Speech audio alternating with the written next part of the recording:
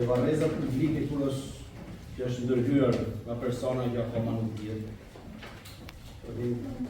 Bashkia do të marrë që parasysh për të marrë masa sa më të shpejta, për të vendosur në një kamerë, në një mur i varrezave që do të ishte patjetër, se nëse do vinë dorë,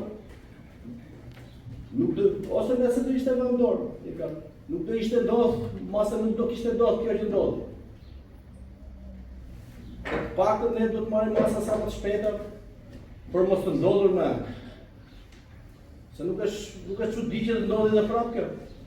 Për kryer procedurat e saj veprimore, kemi kërkuar komisariatit të Lushnjës që gjatë natës të ketë mundësi që patrullat të bëjnë akoma më shumë patrullim në atë territor në mënyrë që të shmangim ngjarje të tilla të përsëritura.